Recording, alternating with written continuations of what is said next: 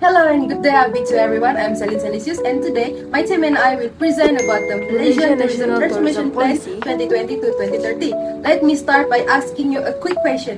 When you think of a dream vacation, does Malaysia come to your mind? For many people, the answer is yes, but for others, not yet. That's why the Malaysian Tourism Transformation Plan 2020 to 2030 or MTTP was introduced. This plan was introduced by the Malaysian government to strengthen our tourism sector and position Malaysia as top global destination.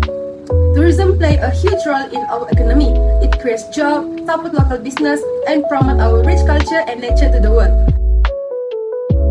The MTTP focused on improving the quality of services, promoting sustainable tourism, using technology to enhance visitor experience, and ensuring that all regions, especially rural areas, benefit from tourism. It's also in line with the country's shared prosperity vision 2030. In this presentation, we will be discussing the policy's goal, the problem, the strengths and weaknesses, and some recommendations for improvement. So, let's explore together how Malaysia can shine brighter in the world of tourism.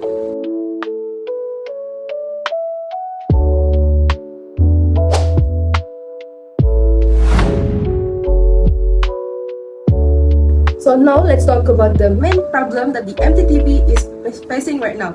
Even though Malaysia has great tourism potential, we are still facing several problems.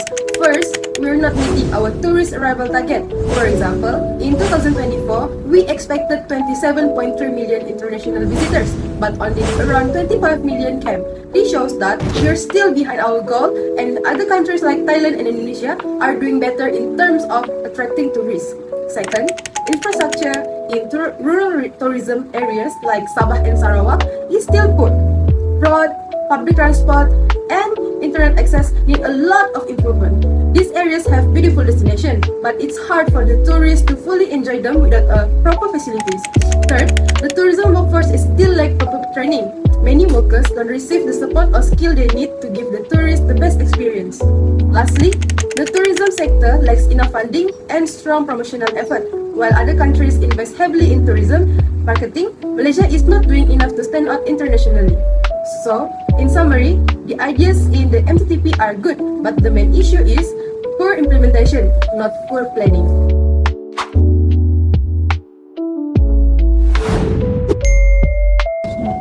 The goal is to boost Malaysia's global tourism ranking and make it a top travel destination. In 2019, before the pandemic, Malaysia was ranked 50th worldwide with 26.1 million tourists and second in Asia behind Thailand's 39.8 million. To reach this goal, the policy focuses on digital transformation and strategic partnerships to increase Malaysia's visibility. This goal focuses on boosting the global competitiveness of Malaysia's tourism industry. Malaysia has long depended on mass tourism from nearby countries, but now faces strong competition from Thailand, Vietnam, and Indonesia. To stay ahead, the policy promotes smart tourism and aims to attract high-spending, longer-staying visitors, which will increase tourism revenue. This objective focuses on balancing tourism growth with environmental protection. Malaysia's rich biodiversity is a key attraction, so preserving it is vital for sustaining tourist arrivals. It also aligns with the UN Sustainable Development Goals, specifically Goals 12, 14, and 15, showing the government's commitment to protecting our natural heritage. This goal focuses on making tourism more inclusive by involving local and rural communities. It aims to balance urban and rural development while promoting equal opportunities for women, youth, and disadvantaged groups. By including rural areas, tourism can generate income and preserve local culture. The policy also supports youth with skills and ideas to build careers in tourism.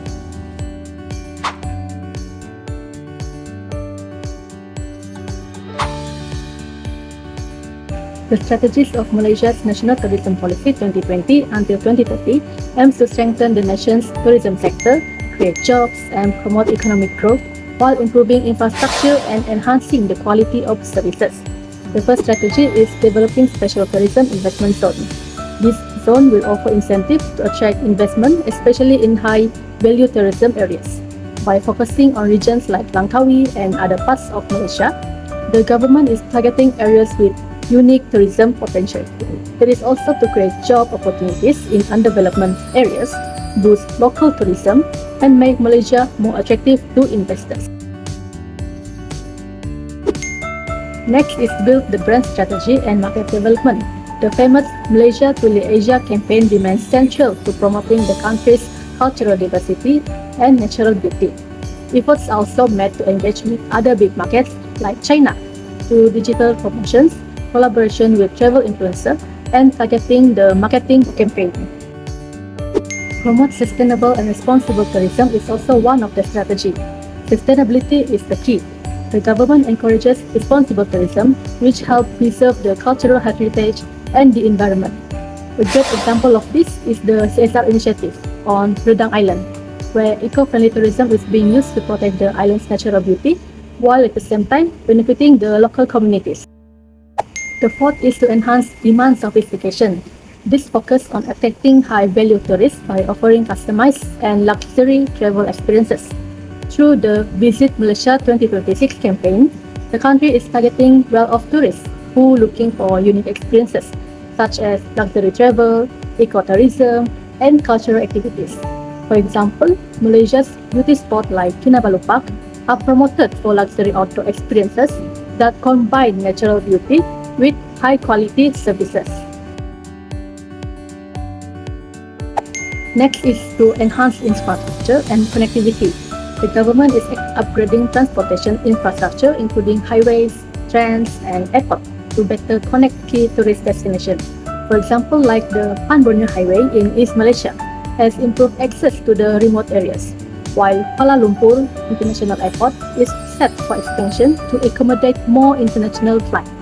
This infrastructure improvement not only boosts the accessibility but also make travel more efficient and enjoyable for the tourists.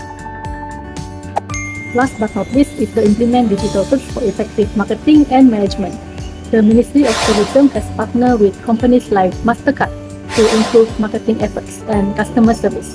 Digital tools such as apps for trip planning, bookings, and recommendations are transforming how tourists experience Malaysia.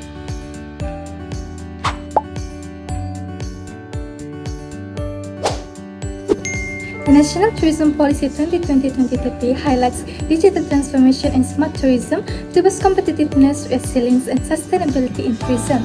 Former Prime Minister Malaysia stressed that digital tech is key to achieving the policy's goal, opening up new business and job opportunities. A key initiative was the 2022 partnership between Traveloka and Tourism Malaysia to promote Malaysia and increase online bookings. Hotels are also embracing digitalizations like Course Hotels upgrade to 5G with Telekom Malaysia, improving guest satisfaction and operations. This example showed policy's strong impact in digitalizing the tourism sector. The next one is Special Tourism Investment, or we call it as STIC. Do you know that our country Malaysia is building many cities just for our tourists? Yes, you don't hear it wrong. Through the Special Tourism Investment Zone, places like Port Dickson, Langkawi, and Putrajaya and Sepang are turning into full-services tourist hubs. Yes, in this case, we are building something like banks, healthcare, commercial centers, and even homes for the retirees. And get this, do you know that these zones are not just about hotels, they are backed by tech and infrastructure to make tourism more stable and profitable all year round. This move attracts both local and international investors in making tourism a long-term economic player. One of Malaysia's biggest strengths is also focused on sustainable tourism. The National Tourism Policy promotes eco-friendly travel and protecting natural places like Taman Negara and Kinabalu Park. These efforts show that tourism and nature can thrive together. Malaysia's commitment is recognized internationally and make Malaysia rank number 4 among Asia's most eco-friendly tourism in 2025. Plus, the government's Green Tourism certification encourages hotels and resorts to save energy, reduce waste, and use renewable resources. This strong focus helps build a greener and more responsible tourism industry.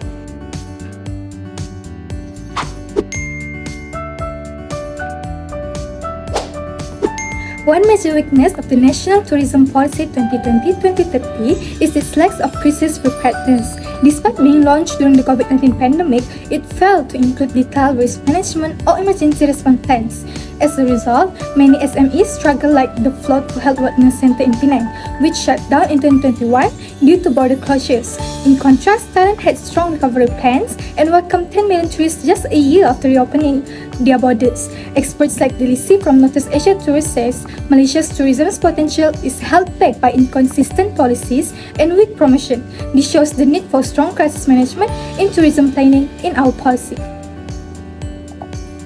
The next one is competition on investment from other economic sectors and regional tourism destinations. Do you know that Malaysia's tourism sector is only third biggest GDP contributor? This is because manufacturing still leads with RM 1.2 trillion in contributing to our GDP. They are offering faster and higher returns to investors. No wonder it's tough competition between tourism and also manufacturing. As for the regional competition, let's take Thailand as an example. Do you know that Thailand is already ahead our country? This is because they have launched a massive campaign like Amazing Thailand 2025, combining tourism with sports, plus tax breaks and incentives that attract global investors. So we can see that Malaysia has a great plans, but we still need to level up to stay in the race. Other weakness of Malaysia's tourism policy is depending too much on international tourists. While attracting foreign tourists is the main objective, this heavy dependence exposed Malaysia's tourism industry to global risks and uncertainties. For example, in 2024, Malaysia fell short of its tourist target, where 25 million visitors instead of 27.3 million, even after the travel reopened. This shows how pandemic, economic issues, or political conflict can hurt the tourism and the economy. The policy also doesn't focus enough on growing domestic tourism, which is a missed chance to strengthen the industry from within. Relying mostly on foreign visitors make the tourism sector and related industries such as hospitality and retail weaken. To be stronger, Malaysia needs to balance international appeal with support for local tourism and long-term sustainable development.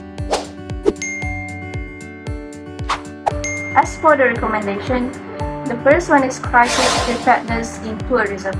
Malaysia should boost crisis preparedness in tourism by creating strong emergency funds and helping businesses manage risk. This includes not relying on only one tourist market and learning from global examples like the European Tourism Crisis Management Project. The next one is to enhance fiscal incentives. In order to stay competitive, Malaysia must offer better incentives to the investors. For example, like Qatar, they're offering support covering up to 40% of expenses. Malaysia can use this idea in approaching and attracting tourism investment. The last one is to boost domestic tourism, strengthening local tourism hubs during global disruptions. Campaigns like Cuti Malaysia should be promoted more aggressively through influencers and also the social media. This encourages Malaysians to explore hidden gems like Kuala Tubu Baru, Janda Baik, and Pulau Pompong. So, to conclude, the Malaysia Tourism Transformation Plan 2020 to 2030 has great goal and a clear vision. It focuses on using technology, promoting sustainability, and boosting tourism across the whole country. But to really see the result, the government need to work on putting the plan into action more effectively. That means improving crisis management, supporting domestic tourism, investing more in infrastructure, and promoting Malaysia more aggressively to the world. If all these areas addressed, we believe Malaysia has a strong chance to become a top global tourism destination by 2030. Thank you!